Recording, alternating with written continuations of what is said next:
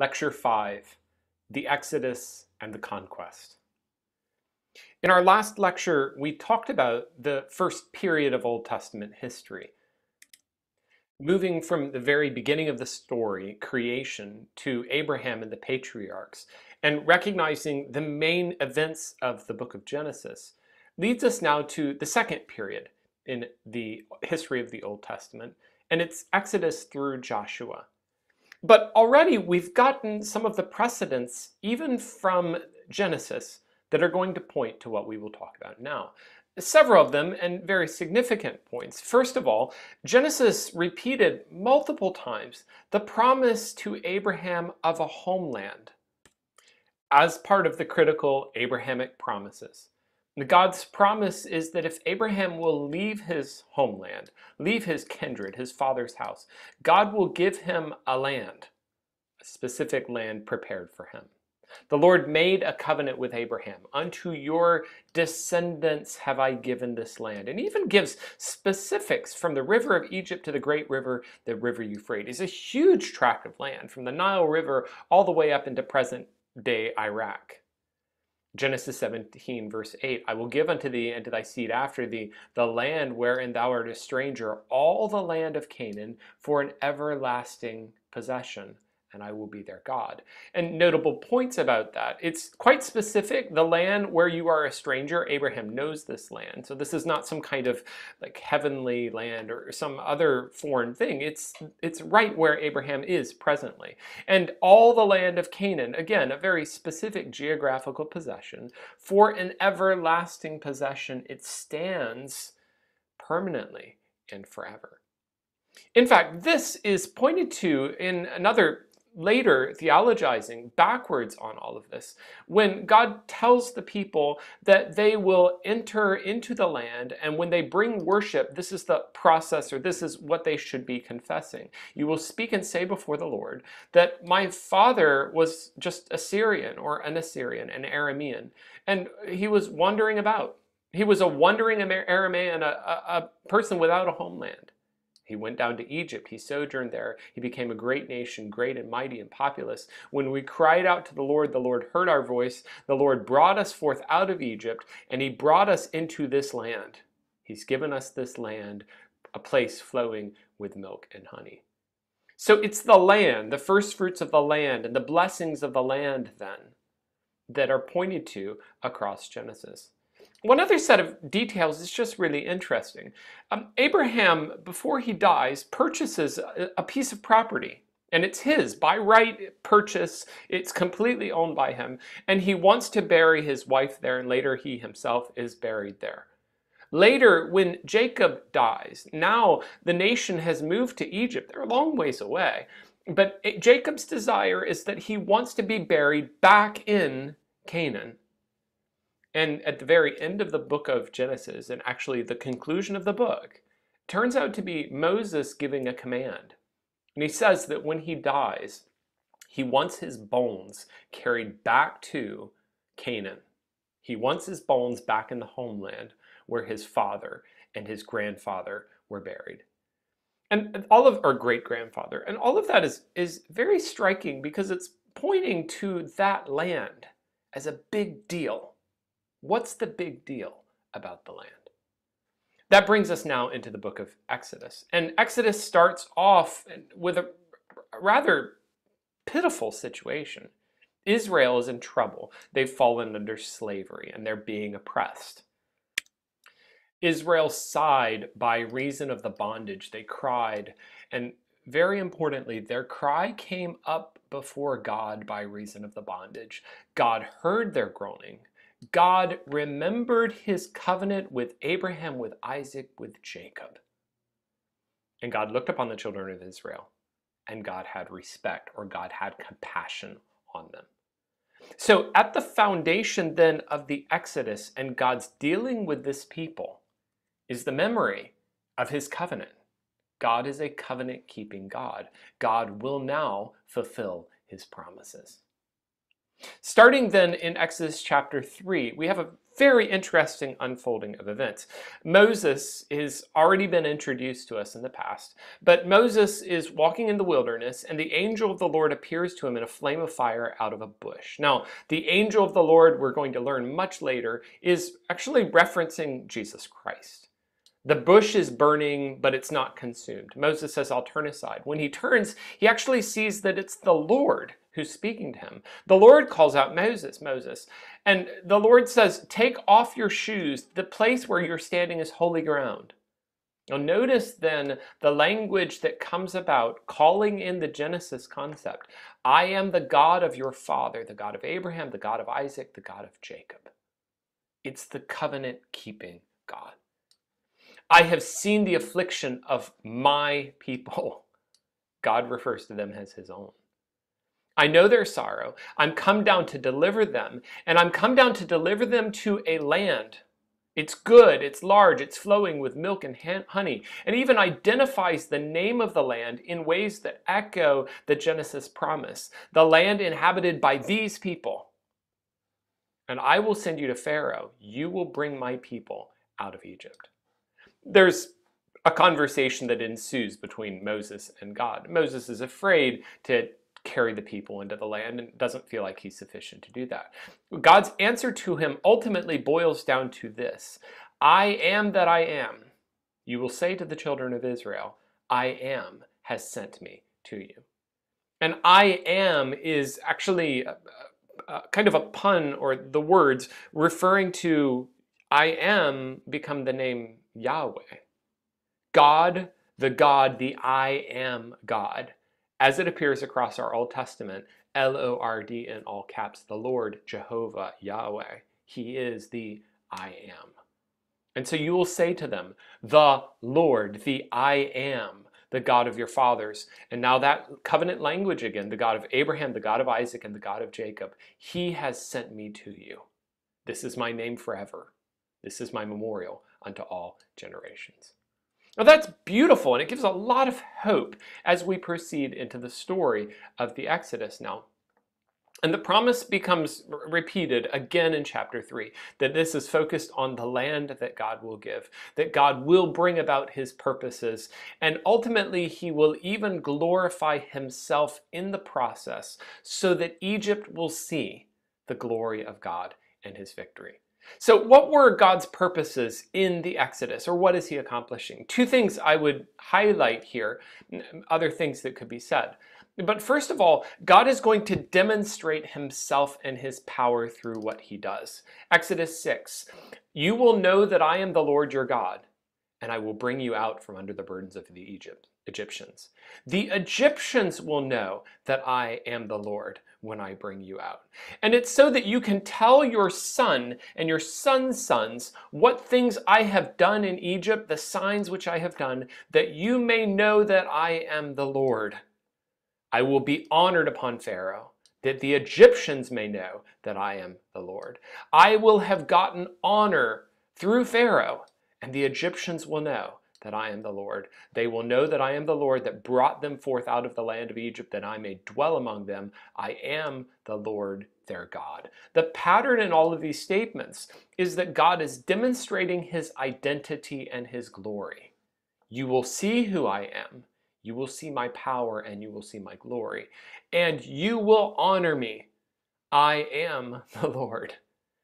But there's even an interesting switch here, a bit of an ambiguity between God's talking about his glorifying himself with the Israelites, and then a bit later with the Egyptians and the other nations. And moving between those tells you something, that God's intention is not only and simply focused on Israel, but God actually will bring about his purposes and his glory for Egypt and for the world. The Egyptians will also see this. The Egyptians will also know that I am the Lord. Now, this is through the judgment that he brings. And there are very practical purposes for this. When you get a bit further on and they enter the promised land, some of the other nations in the promised land have heard about what God did with Egypt. They're afraid, and it's preparing the way already for the conquest. But there's a picture that stretches even further. God is making a name for himself. He's glorifying himself. All of the nations are seeing. And he's working not just within Israel, but across the world. Another pattern here is something we've already seen. And the pattern is that God is fulfilling his promises to Abraham, Isaac, and Jacob. Remember the promise that he would bring about the land, that they would enter into the land and it would be theirs. But I think there's a helpful context here if you go all the way back to Genesis and you discover that Genesis already anticipated the story that we're talking about now. In other words, you can actually read the concept or what's going to unfold in Exodus, but you can get it all the way back in Genesis 15.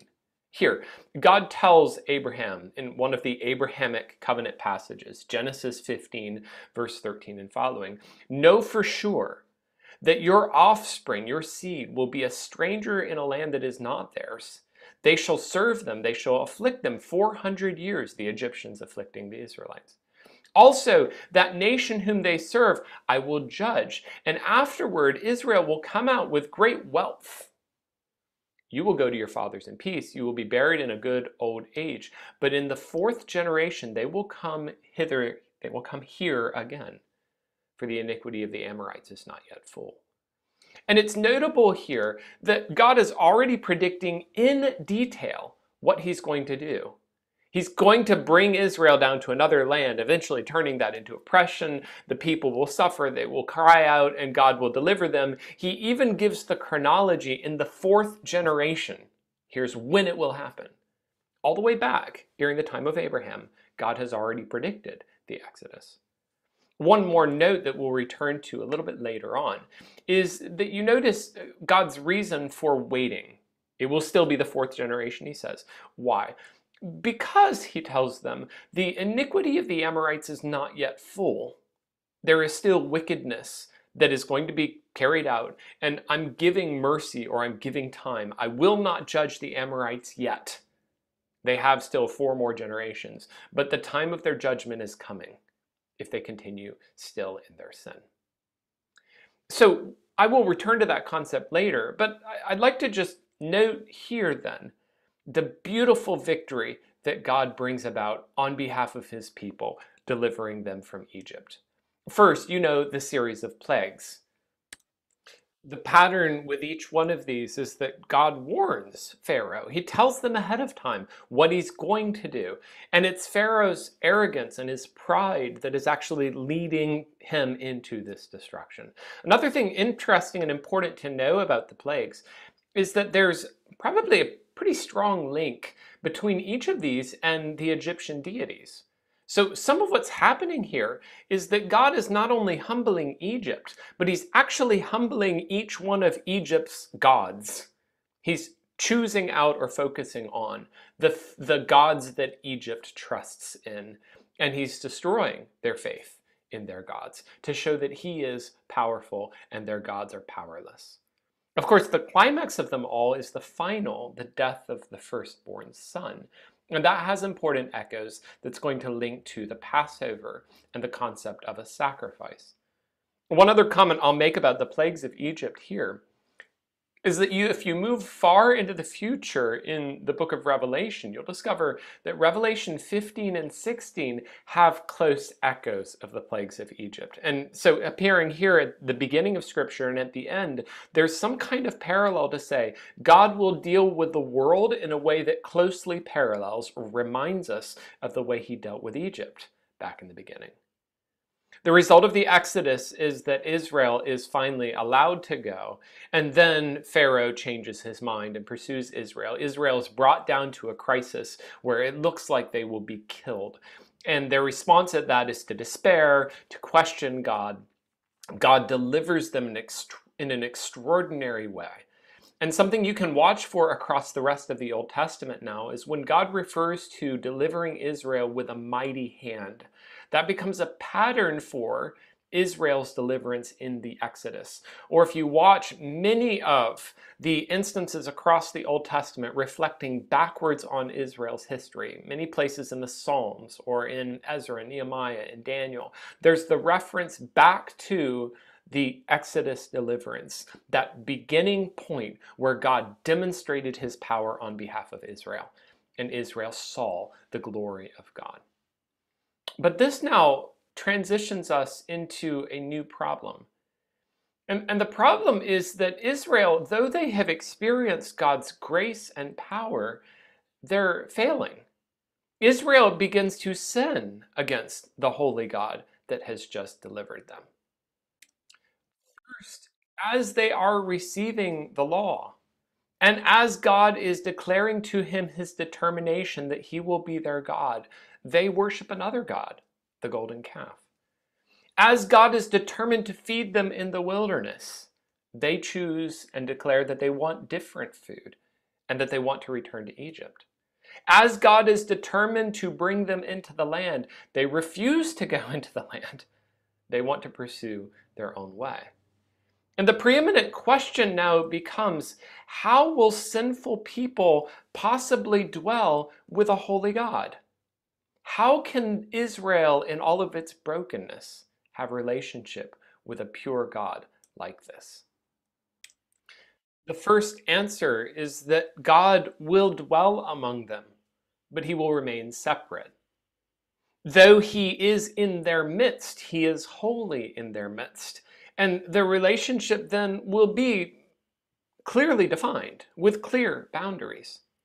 Now, this is going to be explained in several different ways across the Pentateuch, and in specifically, especially Exodus, Leviticus, and Numbers.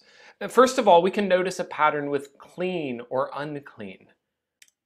This is just a very simple chart, and it's looking for the words clean or unclean. This is the number of instances, or actually the percentage of instances, the ratio of instances in each one of these books. I'm just wanting you to notice that Leviticus is stretching out massively in the number of instances that it refers to this idea. And part of the reason for that is that if you look at specific passages, you're going to see this idea constantly, that there's an unclean and a clean kind of worship, an unclean and an unclean kind of state. And that comes down as one specific statement of it in Leviticus 10. You are to distinguish between the holy and the common, between the unclean and the clean. God intends that his people must be separate. He will not dwell with uncleanness. Another expression of this idea is the tabernacle. And of course, we don't have a picture of the actual tabernacle. This is a reconstruction based on the biblical description. And it helps anyway to kind of get a visual imagination for what it might have looked like. If you understand the tabernacle system and later the temple, you recognize that there are kind of layers of proximity that you can make. That even visually in the way that it's constructed, it's there to remind you that God is in an exclusive place. He's in the Holy of Holies. And to enter into even the inside of this initial courtyard, only certain people can do that. And only in certain ways. And to enter from there into the next level, to enter into the holy place, is requires a next requirement of cleanness. And only once a year does anyone at all ever enter into the Holy of Holies. There's a clear separation here. God dwells among his people, but he dwells separately from them as well. The final expression of separateness would be what's represented in Sinai. So you know that in the instance of Sinai, Moses goes up to the mountaintop. It's surrounded. The mountain is marked off. No one can touch the mountain. And there's fire and smoke, and it's a very frightening kind of thing. Within that context, then, God declares his words, and it's his requirements, the requirements of the law, the Ten Commandments. No, these are the classic statement, the Ten Commandments statement. But we have, of course, the entire law. And the entire law giving ways in which God requires his people to be pure and holy. All of this raising the difficult question, how can a sinful people dwell with a holy God? There's a second answer of sorts. And the second answer is blessing and cursing. Now, what I mean by that is that there's a pattern here that God will offer to the nation the option. They can be blessed if they will obey, or they will be cursed if they refuse to obey. This pattern appears in Deuteronomy 11 and again in 27 and 28. And you see the pattern here of both blessing and cursing. If a person will disobey, well, then that person will be cursed.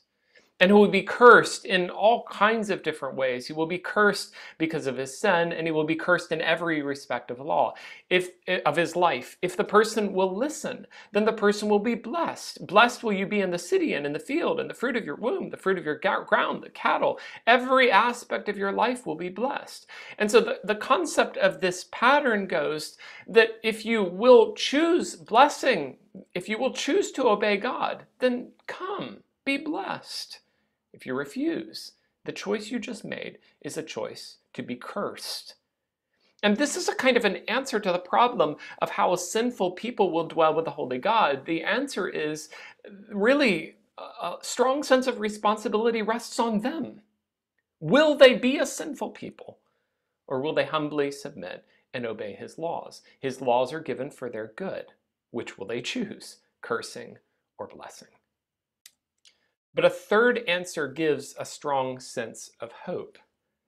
And that hope is specifically in the Passover. Now, pause for a moment here. We have to return back to the concept of the Passover as we saw it in the plagues of Egypt. This was the 10th of the plagues. The final plague was that everyone who did not have the blood across their doorway, identifying them as an Israelite, would lose their firstborn son. Which could seem kind of a bit of an arbitrary judgment. Why that? Certainly it got Pharaoh's attention, and that's what caused Pharaoh ultimately to send them out. But if we're following the concept and how the concept grows across this process in this part of Deuteronomy, we discover a lot of richness. Think through the layers of this. Sacrifices have been, even from the beginning, Abel and Cain. And later, Noah offers sacrifices. Abraham, Isaac, Jacob, they all offer sacrifices. So we see that pattern.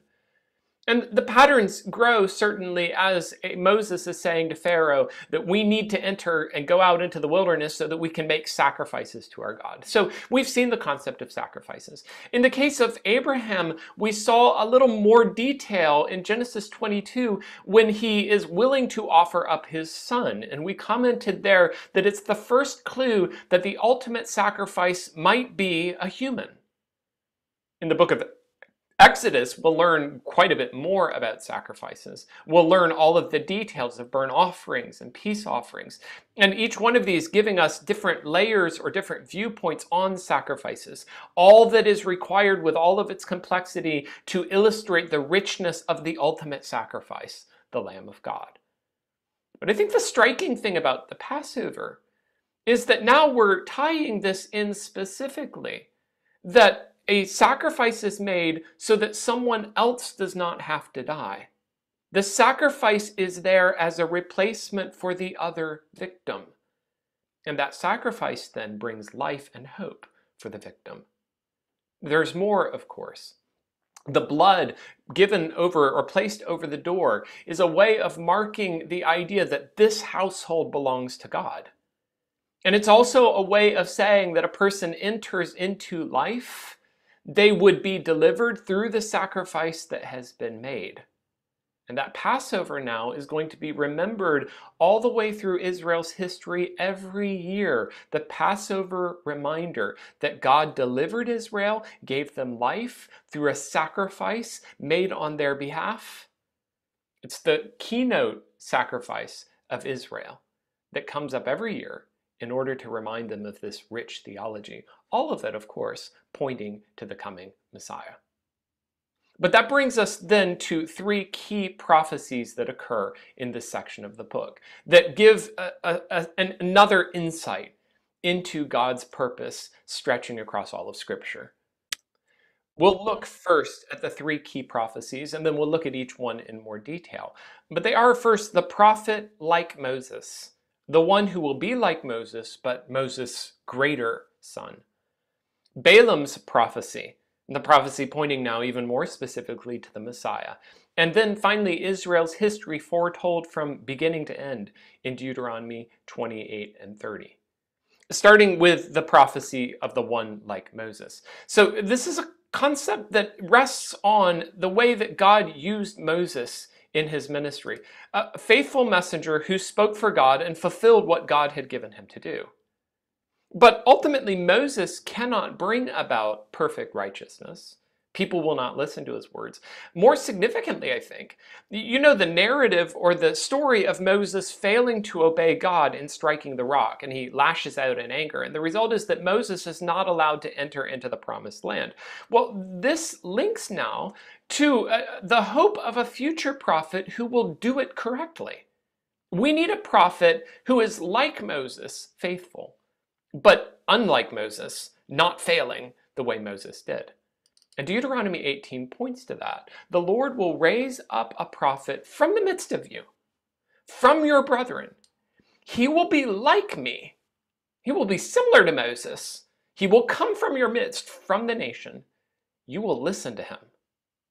According to all that thou desirest of the Lord thy God in Horeb in the day of the assembly, when you said, let me not hear again the voice of the Lord, let me not see this fire anymore. I mean, it was a fearsome thing to see the power and the glory of God. God said to them, I will raise up a prophet from among their brethren. I will put my words in his mouth. He shall speak unto them all that I command. Whoever will not hearken unto my words, which he will speak in my name, I will require it of him. And the significance of this then is that there's a coming prophet that will minister perfectly. He won't fail the way Moses did. He will fulfill all of God's words. And the weight of this then is that you must listen to this prophet in everything he says. When we come to the New Testament, people are asking, is this Jesus Christ? Is this the prophet? And it's the consciousness they know of the coming prophet that was prophesied, the Messianic prophet. Of course, Jesus Christ then, the one who speaks perfectly and does all that Moses should have done and far more. A second beautiful prophecy is Balaam's prophecy. This is Numbers 24:17. I see him, but not now. I shall behold him, but not near. There shall come out a star out of Jacob, and a scepter shall rise out of Israel, and shall smite the corners of Moab, and destroy all the children of Sheth. And Edom shall be a possession. Seir also shall be a possession for his enemies, and Israel shall do valiantly. A star out of Jacob and a scepter rising from Israel is to say there's a future king coming. The way that as the night falls, you see the star beginning to rise, and it tells you that the brightness will only grow fuller. And later, when we come to Revelation, we find out that Jesus is that star. The day spring from on high has come and visited us to bring life. The final prophecy is much more extensive, and it's stretching across the book of Deuteronomy, predicting really Israel's entire coming history. Very strikingly, because God's going to give it in extraordinary detail all the things that will happen within the nation of Israel in years to come. I can't read this entire section, but we're going to move through it quickly and try to summarize some of the ideas. If you will not obey, God says, then all these curses will come. You will be defeated by your enemies. The Lord will strike you with the plagues of Egypt. The Lord will bring a nation against you from far away, a hard-faced nation that will destroy you. They will besiege you in all your towns. And whereas you were as many as the stars of heaven, you will be left few because you did not obey. The Lord will scatter you among all peoples from one end of the earth to the other, and there you will serve other gods of wood and stone reduced to idolatry. The Lord will bring you back to Egypt, and he will judge you there in Egypt.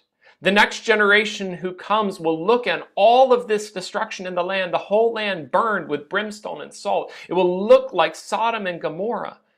And all the nations will say, why has the Lord done this to this land? What caused the heat of his anger? Remember the promise of a beautiful land, a rich and plentiful land. And now it will be turned to desert and destroyed. The answer is, it is because they abandoned the covenant of the Lord, the God of their fathers, which he made with them when he brought them out of the land of Egypt. It's because they served other gods. And so the Lord uprooted them from their land. Chapter 30. When all these things come upon you, the blessing and the curse which I have set before you, and you call them to mind, and you return to the Lord your God, and obey his voice in all that I command you, the Lord your God will restore you and have mercy on you, and gather you again from all the peoples where the Lord has scattered you. The Lord will bring you into the land that your fathers possessed. He will make you more prosperous and more numerous than your fathers. And the Lord your God will circumcise your heart and the heart of your offspring, so that you will love the Lord your God with all your heart and with all your soul, and that you may live, and you will again obey the voice of the Lord that I am commanding you today. When you obey his voice to keep his commandments and his statutes, I call heaven and earth to witness against you today that I have set before you life and death, blessing and curse. Therefore choose life, that you and your offspring may live, loving the Lord your God. And the conclusion of this section then, the promise that he made to dwell in the land as he swore to your fathers, Abraham, Isaac, and Jacob. Now, the sheer beauty of this is astonishing. And I say so because you can see in the words we've just read, really the entire history of Israel as a nation. God has told them already that if they will listen to him and follow him, he will bless them. But then he follows that with the expectation that they will sin and they'll turn away and they'll be judged. And as they're judged, then they're going to face some of the same plagues that he delivered them from in Egypt. And he's going to take them away eventually even into a far land. This is exactly what happened. Israel did sin. They were judged. They faced horrifying plagues. And ultimately they're carried away to Babylon. In Babylon, acting like pagans, worshiping gods of wood and stone. But God then says, I will have mercy on you. And he did that. From Babylon, after 70 years of judgment, he brought them back. He promises all the way back in Deuteronomy, I will return you to your land. Ezra, Nehemiah, Esther are giving that hope, the miracle of how God restored Israel back to their land. And there you will call on me, and I will circumcise your heart. I will give you a new heart, new thinking, a new response. And that's pointing to the promises of the new covenant. But it's in Deuteronomy. So the point of this and the richness of it is to recognize that already the entire story of Israel's history is contained right back here in Deuteronomy. God has already declared what he will accomplish. I'll pause here for a second, and just to help us pull the pieces together, let's recognize the development of the Pentateuch, the first 5 books of the Bible, and the argument they make as the foundation for Israel's history. I've talked earlier about Genesis as the beginning of the hope, the Abrahamic promise, the promise that the seed of the woman will conquer the seed of the serpent. The story of Exodus is God leading them out and the tabernacle built. The story of Leviticus, though, is this whole question: how can a holy God dwell in the middle of unclean people? And the answer is, well, there's going to have to be requirements separating God from his people, even as he dwells with them. Israel journeys back to the land. They almost enter, but at the last moment they turn back. They rebel, actually, they lose heart, and they want to return back to Egypt instead. And the judgment is that they're going to die in the wilderness. Deuteronomy you have to understand as the second law. It's the second declaration. It's a new generation. And so the people that died in the wilderness are gone. Children have been born. They've grown up. And now God will instruct them again. Moses reviews God's promises. He prophesies the nation's entire future for these people. And he tells them, if you will only listen and obey, look at all the ways that God intends to bless you. And that brings us then at the end of Deuteronomy to the conquest in the book of Joshua. Joshua starts off extraordinarily hopeful that there's the promise now, if they will enter into the promised land, God will give them an open conquest. The land is theirs. Go up and take it. This is the pattern of Joshua 1. Be strong and courageous. Be strong and courageous. Do according to the law that Moses commanded you. If you do, you will have good success. And the concept of success then is you will conquer and you will receive the land as God promised you according to his word. This is exactly what happened. But I'd like to explain one or two concepts first. We're troubled a little bit, and probably rightly so, by some of the sections that talk about the destruction of the nations. Nobody wants to think about murder and destruction of whole civilizations. So we look at that without understanding what's happening, and we feel disturbed. God just obliterates people so that he can take their land. You have to see the pattern that goes back and sets the foundation for this section. All the way back to a section we read in Genesis 15. The promise that they would receive the land, and then the comment, it's only in the 4th generation because the iniquity of the Amorites is not yet complete. God's still giving them time. Leviticus 18, the nations are defiled with all of this wickedness. The land is defiled. All of these abominations are done in this land, and it's so disgusting it needs to be vomited out. The nastiness of sin. And coming then to Deuteronomy, it is because of God's intentions to drive out the nations in front of them, the wickedness that they have done, that God will bring this about. So the significance of this pattern is to say, it's not just God randomly destroying people so that he can take their land. It is him dealing with people and the problem of their sin, judging them for their wickedness.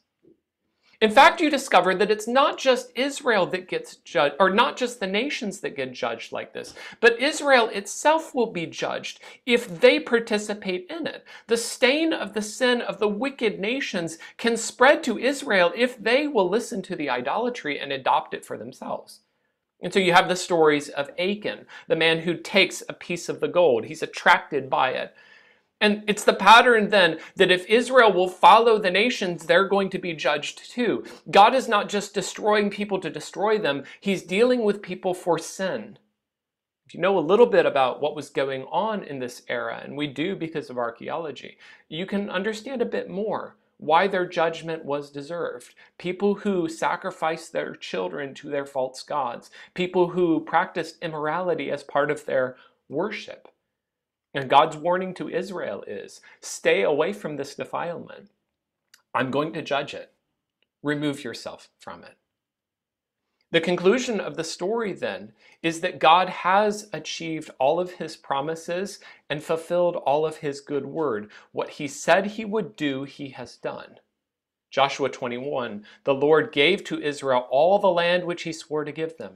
They possessed it, they dwelt in it. The Lord gave them rest all about according to all that he swore to their fathers. There stood not a man of all their enemies before them. The Lord delivered all their enemies into their hand. There failed not anything that God had spoken unto the house of Israel.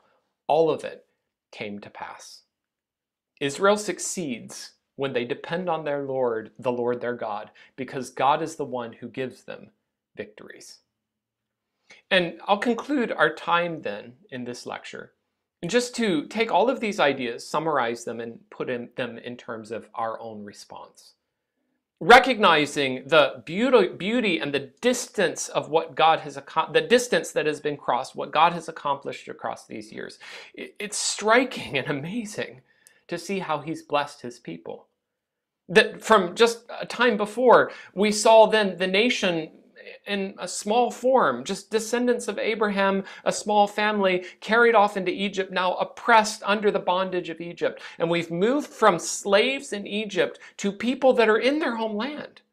And the promise is fulfilled. The promises to Abraham of a homeland for his descendants, it's happened. They're there. It's fulfilled. The future looks really bright. The promises of God have been fulfilled. As we read, however, through this section, we see Israel's failure. There are times when Israel surprises us with their rebellion, that God has told them and delivered them and provided for them. Their shoes have not failed in the wilderness. They've had manna in the wilderness as they travel through. And as you look at that, then it feels like, okay, Israel has everything that they need. How could they possibly complain? And in some of these sections in Exodus, Leviticus, and Numbers, it can be actually distressing. What's wrong with these people? Why won't they listen to God and obey him? I think the challenge, though, is that we have to bring that around to ourselves. And the question goes not why just does Israel fail to obey God's words? What's wrong with them? A better question, what's wrong with me?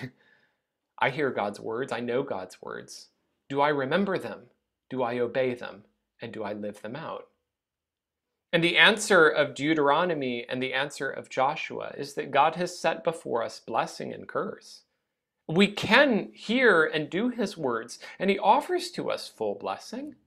Come to him, listen to him, obey his words. His laws, his statutes are there for our good and for our blessing. And when we fail and when we cannot meet the demands of his law, none of us can, he provides for us a way. At the Passover sacrifices, we can dwell with him. He sets before us blessing if we will only choose it and obey and follow. And the richness then, if we will step forward according to his word and obey what he has told us to do, be strong and courageous and obey all the words of his book, which he has given us. Do not turn to the right hand or to the left. The promise of that is that he offers to us great victory, if only we will do his words. May Exodus through Joshua remind us of the preciousness of the instructions he's given us, the hope we have, the opportunity that he has set before us for blessing, and the blessings that come when we're willing to obey his words.